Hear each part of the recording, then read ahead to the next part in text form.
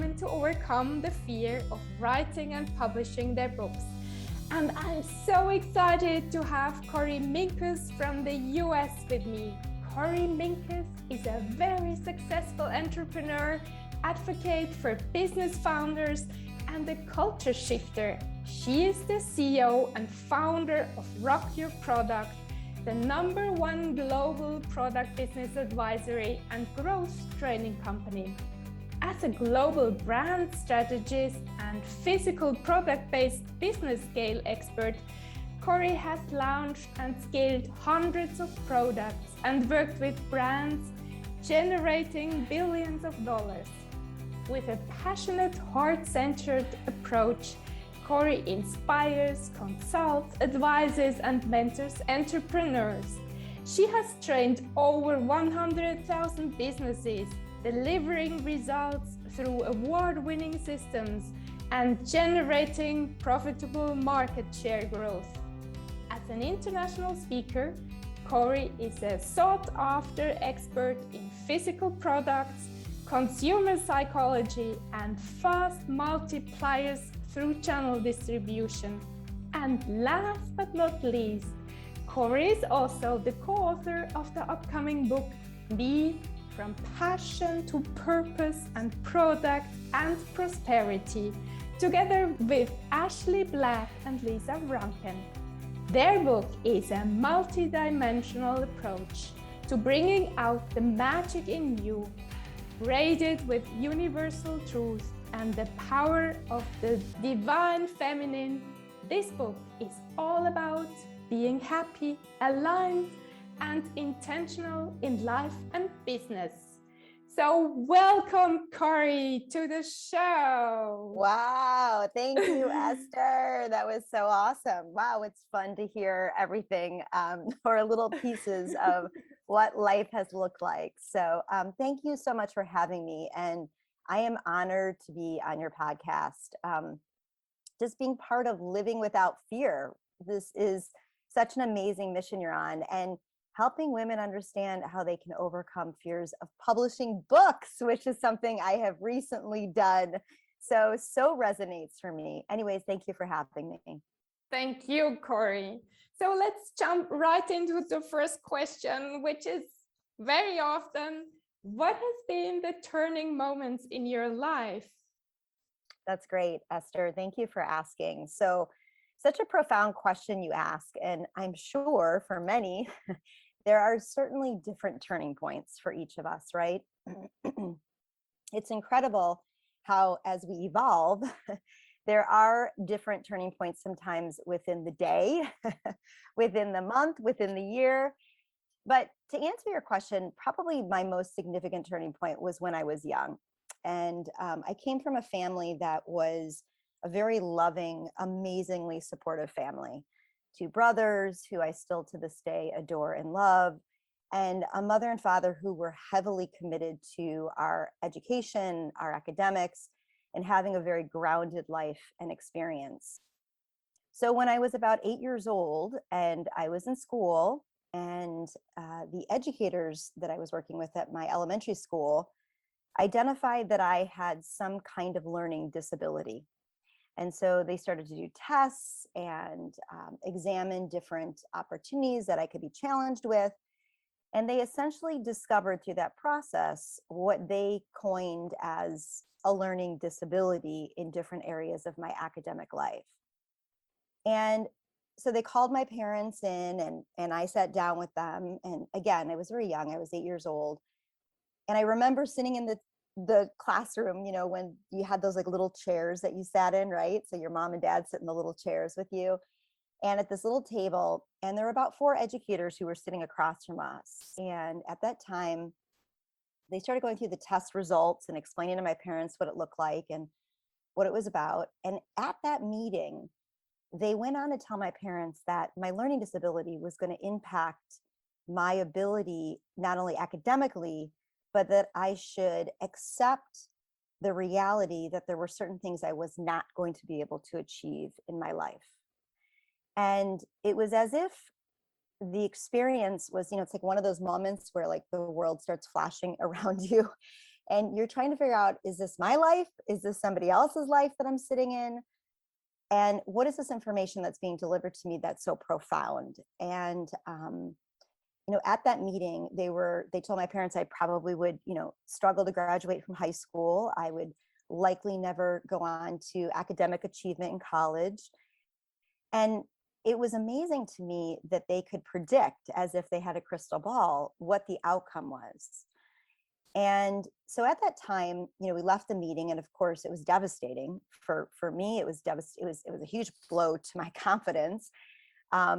It was a reality check of life, and then for my family, right, who was very supportive of academics and very supportive of the academic journey, and wanted us to be successful children, of course. What more can a parent ask? So at that time, at a very young age, I realized I was faced with a decision in my life that was very important. And what I really recognized at that time, at that meeting, was that you have a choice in life. And that choice is to either accept other people's limiting beliefs of yourself, or you become unstoppable and you create the outcomes you want in your life. And it really was an incredible turning point for me in my life, recognizing that we all have choices. And those choices are, we either believe and accept what other people believe that they see in us, or we believe and accept what we want to accept, and we create the life and the outcome that we want to create. And so in every decision I've had to make since then, it has been a foundation of strength for me to prove them wrong, create the life and the outcome that I believe is what I'm possible of. And that's what I've gone on to do in every aspect of my life. And it's never easy. There's always a process. And sure enough, I do have learning disabilities that, affected the way that I learned. But I very quickly found ways, and with the support of my parents, to overcome those things. And yeah, did I have to work 10 times harder than somebody else to do certain things? Absolutely. But you know what? It made me stronger. It made me smarter. It made me more courageous. It made me more proud when I got that A. But it was all worth the journey. And so I am where I am today because of that turning point. So thanks for asking, Esther. So amazing. Do you remember, you were so small A, do you remember what you told yourself in your head? Was there something, I will prove them wrong, or what was it? It was one of those things where I still to this day, I'm going to be 50 years old in March. I still to this day remind myself that, in fact, that's what's on my necklace. That is something that I wear every day, which is to be unstoppable, right? Is to be unstoppable, because the only person stopping somebody is themselves. I mean, in true reality, we can point fingers, we can point blame, we can hold other people accountable. But in reality, if we don't first hold ourselves accountable, then we really aren't fulfilling the life that we were given. And so for me, 100% from that day forward, it was always about, how am I going to accomplish things? I love challenge. I love when people challenge me and say, it's just not possible. You're not smart enough. You're not good enough. You did this. Look, I'll be the first to profess I am so not perfect. There is no perfection in being unstoppable. And so the lesson I've told myself really from that time is, just achieve every opportunity that you can achieve and go after it. Be unstoppable, because let's be honest, and you talk about living without fear, right? Being unstoppable is about being fearless, because there's fear every time I turn a corner. I remember, Esther, when I left the boardroom about 5 years ago, and I started speaking on stages globally and getting interviewed, and the camera would be stuck in my face and I couldn't even articulate words. And people were like, how can you be such an articulate human being and you can't even speak in front of a camera? And I realized I had this massive fear of a camera. I did since I was a child, actually. It was maybe that place of like truly being seen, right? And maybe not being able to correct what you said. And it took me a good year before I was really comfortable doing that. And believe me, I did it with fear. And I spent the last 18 months of my life writing this book. And believe me, I did it with fear, but the fear energizes me, right? The fear helps me understand that it's like an energy that burns from within, because fear to me is what pushes you to be unstoppable, and fear is what pushes you to try new things in life. And for me, life just becomes boring fast. Like, you got to continue to challenge yourself, right? And that's what I love about life. So I would say that that is kind of the momentum that I've carried in my head since I was young, which is, take the risk, because the rewards on the other side are something new and refreshing. And and even if you fail, what's the worst? I mean, believe me, I have had massive failures in my life, massive, of on every scale. That'll be my next book, right? But the reality is that without that fear and without driving those opportunities, I wouldn't have had those failures and had those valleys to go back up to the peaks. And look, the valleys can be just as much fun as the peaks if you figure out how to get out of them. So yeah, that's it. I love problem solving, Esther. I will tell you that's something that our children are not taught enough about how to problem solve in life. And it's kind of like when we were young. I mean, you and I are probably around the same age, right? We used to play board games and do puzzles, like literally put the puzzle pieces together. And I don't mean digitally, I mean on the board, on the table, right? We'd put the puzzle pieces together. And there was a lot of strategy in that. And I grew up in a family that was all about problem solving, right? Here's the problem, let's figure out the solution. And so that's how I operate in my business today. That's how I do things with my friends. That's how I run my family. So that's just such an important part of life, is problem solving. And to me, fear and taking risks is all about solving problems. Would you like to share another moment where you were really deep, or it was a big failure for you and you had to get yourself into your unstoppable being again? Well, sure. You want me to reveal all my secrets on one phone call? So sure. So I have been with my husband for now, it's been 32 years. Now, if anyone is married or with us or in a relationship for 32 years, they know that that is of no easy task. No easy task. And when we lived through the recession together, we had a significant financial hit that we took during those years in our marriage. And at that time, we had some really important choices to make in our life. And of course, it tested our relationship to a depth and a degree that was extraordinarily significant. And it took us many years to recover from that. And we had choices that we could make, right? A choice always is to no longer stay in a committed marriage and kind of take our own paths.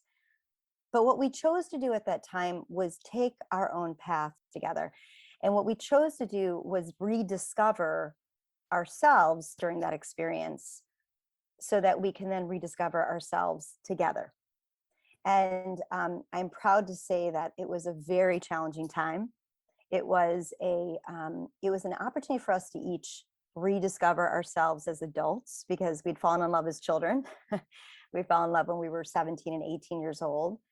And then we had hit these really hard times as adults, right? We worked hard for our money. We made lots of choices and recognized, some of them may not have been the best choices. And so we had to really rediscover what life was like. But I think one of the things that we did that was so significant was that we did that for ourselves, and we took that time for ourselves to then be able to give back to a really fruitful relationship to each other. Because really, you can't be in a relationship, I don't care if it's with a friend, with a spouse, with your children, unless you are whole with yourself. And that was a really important lesson for us. And I had many friends who I had told I didn't think the marriage was going to last. I think we both weren't sure the marriage was going to last, but we realized that we had a choice at that point to make. And that choice was, we could either, find separate paths, or we could recommit to ourselves to recommit to that relationship. And it taught me so much about myself. And since that turning point, my relationship with not only my spouse has been different, but my relationship with my children has been so much more fruitful and beautiful.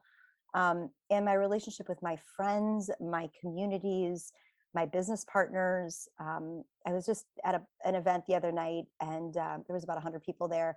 And a girlfriend was just saying to me last night, you know, you're so impressive how you move around a room and connect with people. And it has come from and was founded from those turning points in my life when you think that things can't look up. You know, you're just in those dark moments, and you realize that there's such a sense of appreciation for what we have and those people that change our lives, craft our lives, inspire us, and really become who we are, right? And so I would say that's another significant turning point in my life. And if there's anything I can help to to create for others, is that, you know, we have choices in our relationships of people around us. I'm not a proponent of staying in an unhealthy relationship. I'm very fortunate that I have a spouse and a husband who chose to also work on himself, which is very important, to be with people who are about ascension and evolution. But they have to discover that for their self, right? You can't force somebody to discover that. You have to just sit back and let them discover that themselves. So that was a significant turning point that quite frankly allowed us to go on and have a fruitful marriage, a fruitful relationship. And, you know, at this present moment, I'm proud to say that, you know, where we're at in our lives is really beautiful, in the life that we've created around us. And it's been a lot of hard work. Every single day it's a hard work, and it's hard work to have a good relationship with people around you. And everyone knows that, right? You can't have a good relationship without starting with yourself and then being able to project that outward. Thank you so much for sharing this private point. How about in business life? Did it occur that you were really devastated, really at the dark point? And then what did you tell yourself? Yeah, that's a great question. And Esther's such a profound thing. So at the time when we were going through that time, I was in corporate. And so I was working, you know, in multinational companies globally, traveling and doing my thing. My husband owned his own business at the time. He has always been in business for himself. And so he definitely had a massive impact in his business, recognizing that it was really hard to give of himself when he was feeling incomplete in parts of his life. And I also found it harder to resonate the purity of who I was. So, I mean, it definitely had a profound impact on both of us, right? But differently, because I was in a different position than he was. But it helped us both realize that it doesn't matter whether it's private, personal, corporate, like life is seamless, right? And when something is going on in one aspect of your life, even with friendships, our friendships were being impacted because they weren't true and authentic. And so one of the biggest aha moments I had coming out of that was that the more you can authentically align yourself in your life, the more all of life feels more pure. And so I'm not afraid to hide the way that I feel. I mean, I was shameful of everything we were going through. I mean, oh my gosh, we had lost like over 7 figures. You know, it was like, how could we be so stupid and foolish? But, you know, then you realize that it's literally just money. It's literally just money. And money is so insignificant to the love, the relationships, your health, you know, all those things that really become priorities. And the people, you know, I love the saying, the song from Barbara Streisand, you know, people who need people are the luckiest people in the world. You know, one of my favorite songs on the planet. Of course, I love Barbara Streisand too, but, you know, really having people around you is so significant to, I mean, it's a gift, right? Every day to have the right people around you and the experiences in life that those people bring for you. So, you know, to me, that was the essence of that experience. I mean, it just changed everything for me. And I think each experience in life that we have being present to that experience and what the lessons are that we learn. I know that we don't know what those lessons are sometimes when we're in the midst of those really tough times, right? Like you're like, why is this happening to me? But in reality, the outcome of those circumstances is what really drives the outcomes to your life. And that's only if you allow yourself to be open to it, right? How many people close themselves off to those hard times and try to eliminate them from their lives or forget about them? But I am all about accepting all of the things that have happened to me, from the good things to the bad things, because I think all of them have really just added up to who I am today. And I'm grateful for all of it. So I hope that answers that question and helps everyone kind of walk away from those experiences saying, wait a minute, I know these were really hard lessons, but how is that going to shape my life for the better? And how do I learn from that, grow from that, and just become a better human being for it? So yeah, that's kind of how those experiences worked out for me. Thank you. How about the book writing? You said the 18 last month. Did I Yes, remember that's that? right, Esther. Yes. So let's see, how can I start with this one? So, growing up with a learning disability and being told that academically I didn't have the same academic prowess as, let's just call it, my peers, that was a huge blow to my psyche. Like, what? How can that be? So writing a book to me sounded like an overwhelming, daunting task, right? Just an overwhelming, daunting task. But hey, in my years of taking on challenges and overcoming them and being unstoppable, this to me was like running a marathon, right? People who run and train for marathons and they say, I'm going to run, what is it, 18 miles, 22 miles? I think it's 22 miles. I can't remember. Whatever that is, like, that's a huge accomplishment, right? For people to overcome those things. So for me, writing this book was one of those things that was like massively facing fears of judgment, fears of, putting myself out there, fears of having my name on a book that people didn't accept, all those things. And so it was recommended to me to write a book, and by several people. And they said, look, if you're going to be an expert in your field, if you're going to be taken seriously, again, I'm not so sure it's necessary to write a book just to be taken seriously. In fact, I can assure you that's not necessary. But writing a book is an accomplishment, right? And no matter what way you look at it. In fact, I say it's like literally delivering a baby, so like giving birth, but like it lasted like 18 months. So like that, 12 hours or 24 hours of labor, man, this lasted 18 months. I mean, it was a crazy journey. But one of the greatest gifts that happened was I had decided I was going to write this book. And shortly after I decided that, I met Lisa Vranken. And when the pandemic started, I had been on the road, which Esther, nonstop, traveling the world. And literally the first quarter of 2020, we were all over the planet, Hawaii, Dubai, Abu Dhabi, Singapore, Tel Aviv. I was all over the place. And I was flying home. I knew I was going home in March and was going to get a chance to kind of exhale and start my book. And my last event at the beginning of March, I met Lisa Vranken live. We had met about a year before that, but she actually came to see me live at this event, and we met. We totally hit it off. She's an incredibly brilliant woman, so grounded in who she is. And I loved her. From the beginning, it was like just this kind of magical divine. And we were introduced by another student of ours, Sasha Ferguson, who I have to give credit to, who's had this divine intention of saying, hey, you ladies need to get together because I know you're gonna just connect. And we did. And so I told Lisa I was going to start writing this book, and she's like, hey, can we write this book together? And I said, oh my God, this is like the most brilliant idea ever, because who wants to write a book by themselves? Not me, right?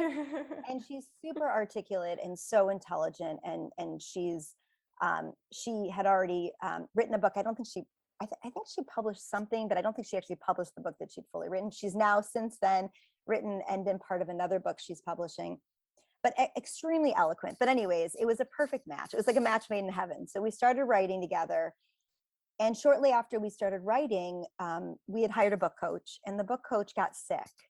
And we're not really sure. I mean, God bless her. I think she did get sick. I'm not sure if she was sick of us. She had a health issue. And so Lisa and I were like, oh my God, like, what are we going to do? Because we don't know how to write a book. I mean, we do, but we don't, right? So that's why you hire a book coach, right? So anyways, we ended up reaching out to someone we both mutually knew, Ashley Black. And we called her for advice. And we said, Ashley, can you give us some advice? We were going to maybe hire another book coach or, a ghostwriter. Like, we didn't know what to do, right?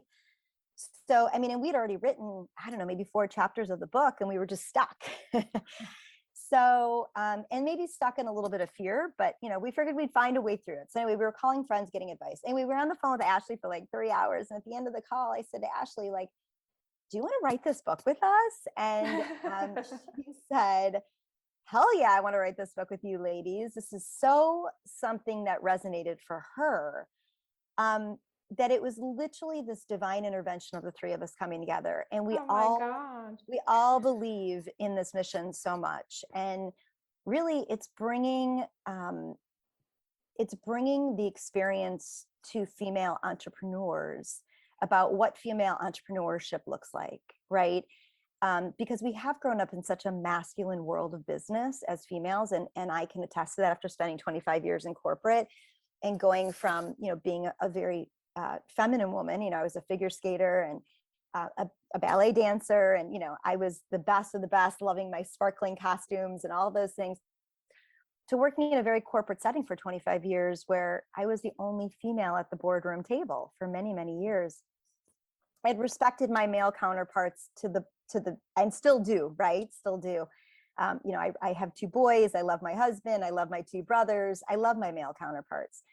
But realizing that I grew up in a very masculine world, I became masculine. And so this book, to all of us, really resonates and defines this passion, this purpose, and this prosperity, which is all part of the divine feminine spirit and is all about creating an intentional experience around your life and your business, which really just comes together as an entrepreneur.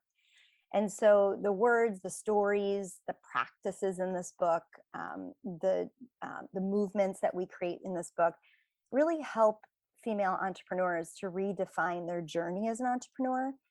And it's really a supportive guide, because the 3 of us are extraordinarily accomplished businesswomen who have all had extraordinarily difficult business journeys, and still to this day have challenges, but have understood that to accomplish those things, to overcome the challenges, it really requires you to ground down in these different aspects of your life. It's not just about business. In fact, as you know, Esther, really business is maybe about 20% business, right? It's a 25% business acumen and knowledge. But the breakthroughs and the advancements and the motivation comes from what drives you, what you're passionate about, and being intentional in the experiences that you create around you. So this book has been a labor of love. It's actually evolved many times into something a little bit different. It was originally written as a very hardcore business book about launching and scaling products. And then we realized that part of the entrepreneur journey, like, we weren't balancing enough. And it was really good experience for all of us to realize we weren't even balancing in the book enough those other dimensions of being a businesswoman, right? The passion, the purpose, and the prosperity. And so talking about fear and facing fear, because we are fortunate enough that we got a book publishing deal immediately, which was amazing. Obviously, Ashley, being a best-selling author already, helped to kind of launch that experience for us, and we're grateful to her for that.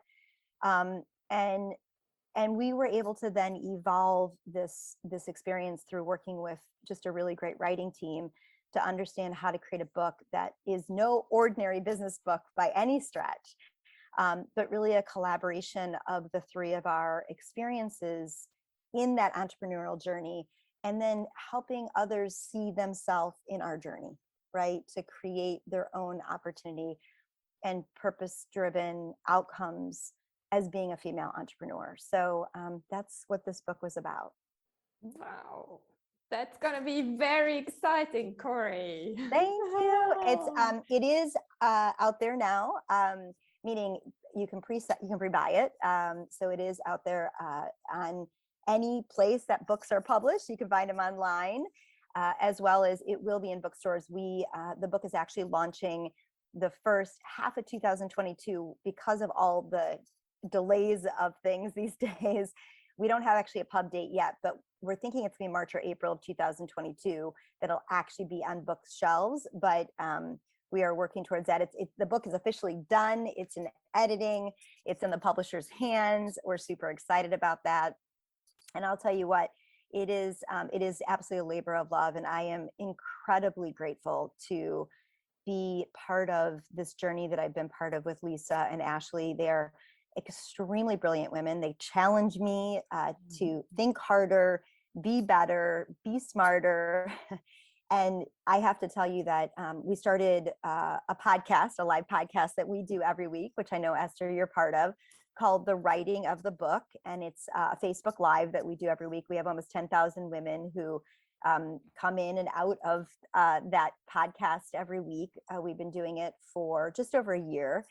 And we're honored to have such an amazing tribe of women who come to experience ascension, elevation, self-evaluation through those experiences. And our podcast really, we honor a lot of female entrepreneurs through that experience that have gone through their own passion, facing their own purpose in their businesses, the business challenges that they've faced through their entrepreneurial journey, and what prosperity looks like to them. And so it's really a beautiful place of discovery. And we're extremely excited.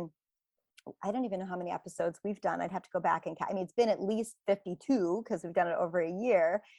And we've had celebrities on there with us. And it's like you kind of never know who's going to pop in, which is pretty awesome too. And we're not planning to stop. I mean, we've actually, for the three of us, it's become kind of our weekly place to be together and connect as women in business and be open, right? And be fearless. And so we invite any women who want to be part of a tribe that elevates, supports, challenges, right? You have to challenge each other to think smarter, do more.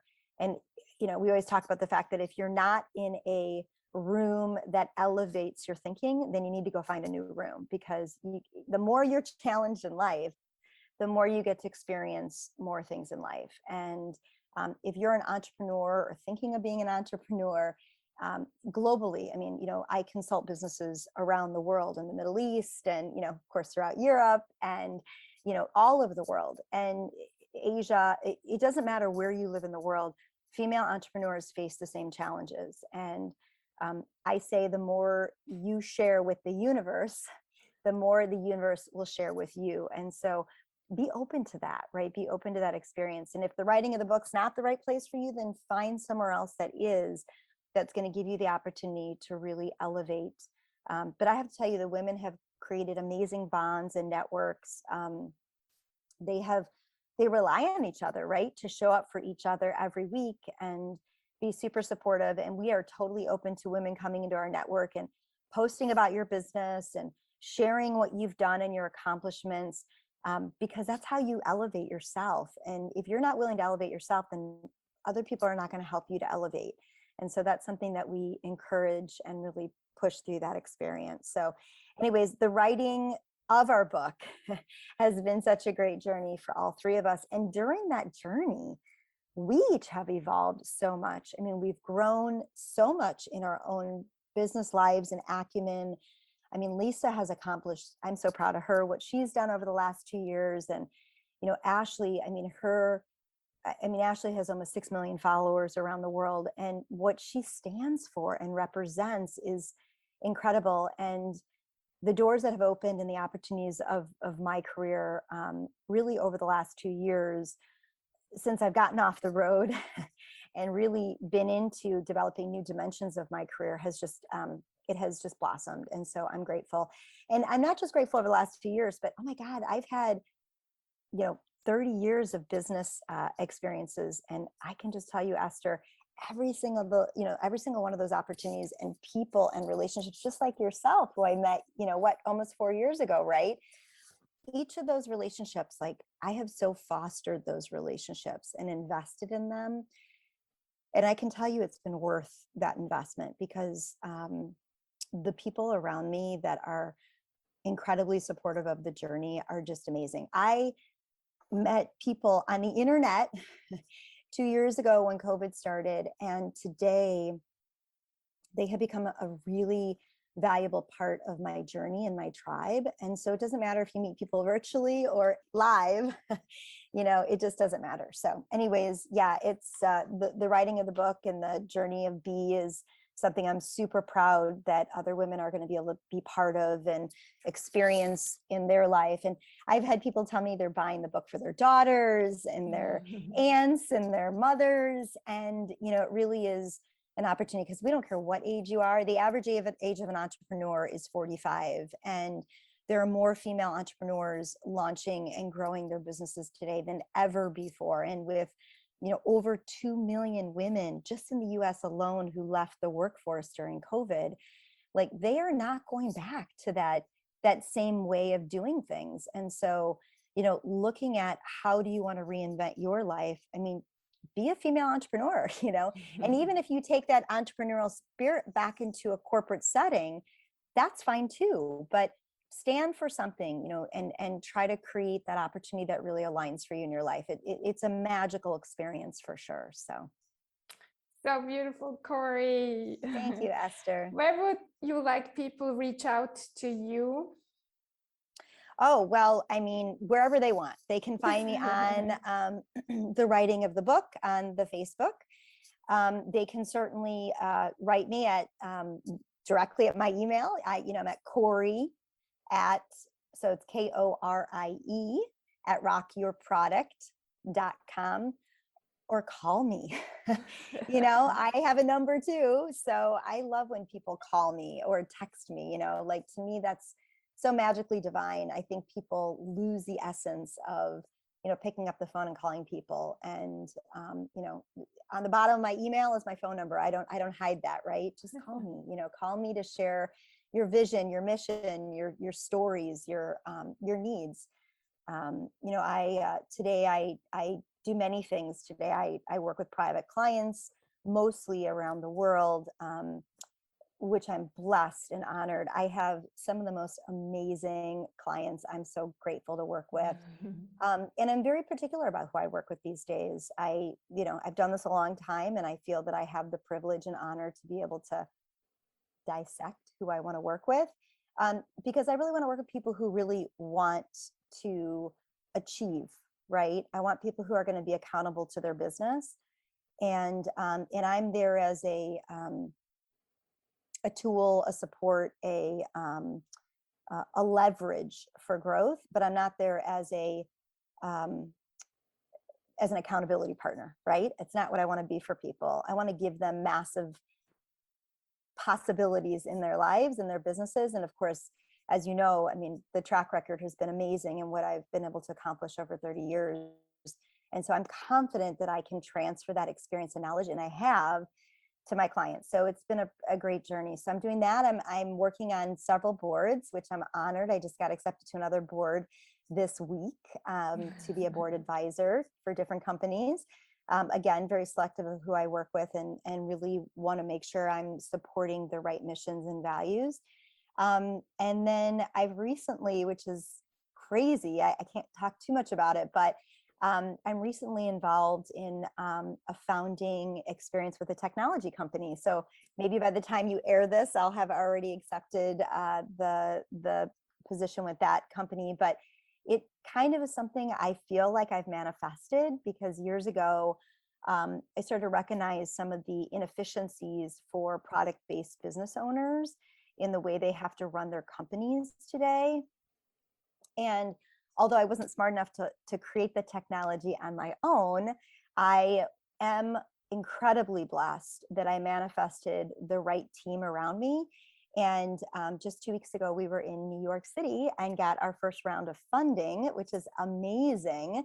Yep. So, and just this week, we're closing on that deal and going into a second round of funding beginning of 2022. So super exciting adventure that I can't even believe I'm facing, and grateful for that too. So there's just so many wonderful things that you can create and make happen. And I am a huge believer in manifestation.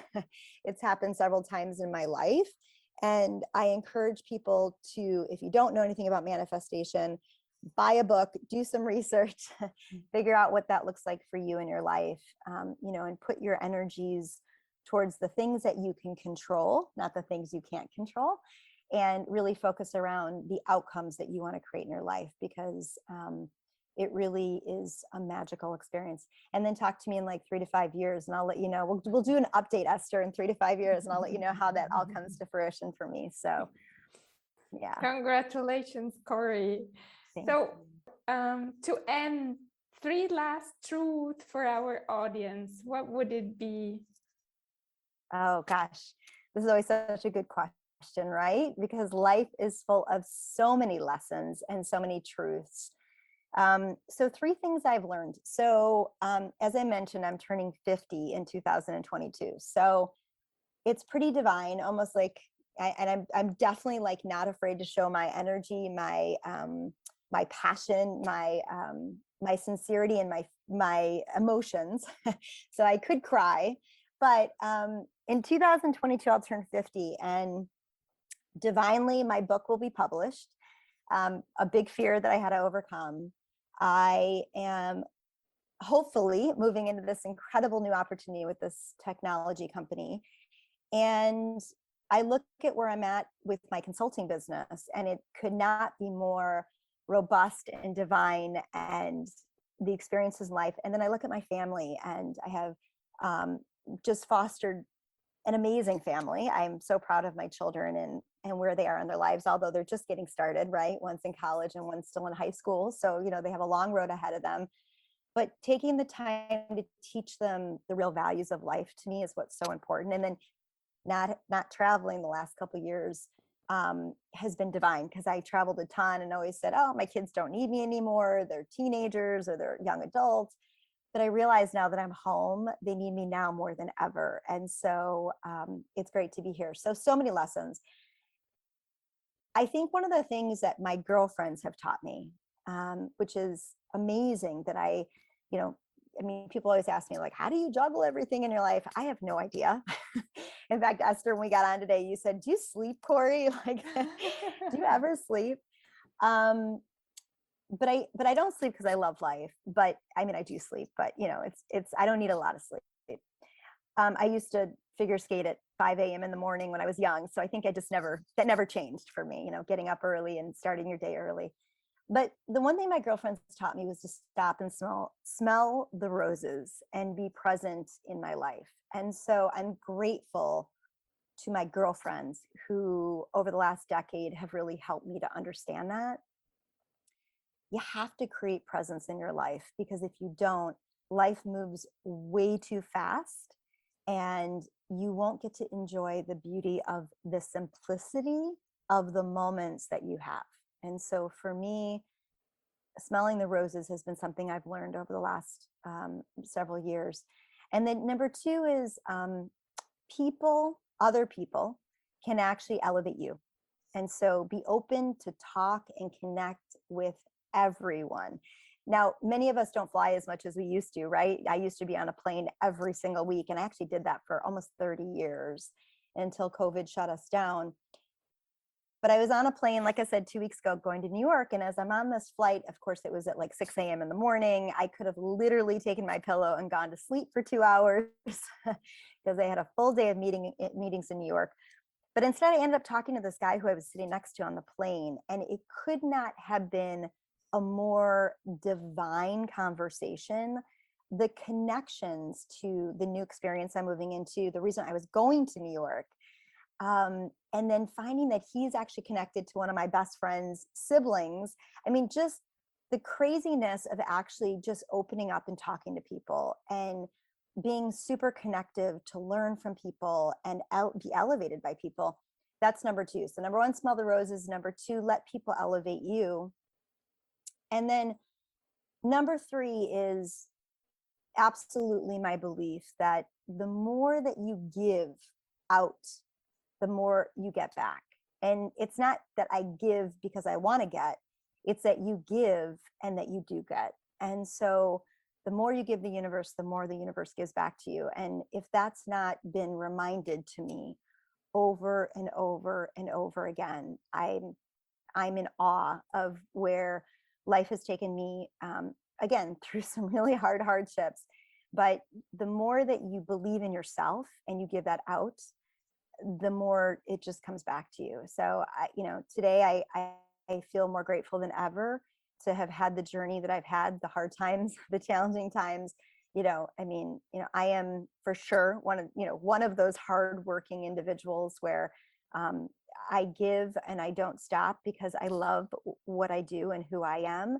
It's not because anyone forces me to do it. It's completely self-inflicted. Self-inflicted rather, not conflicted, self-inflicted. I don't have a boss right now. I am my own boss, but I'm super competitive with myself, not with others. And that drives me to give the universe everything I've got. And so that's what I believe the journey of life is about, right? Why are we here if we don't do that?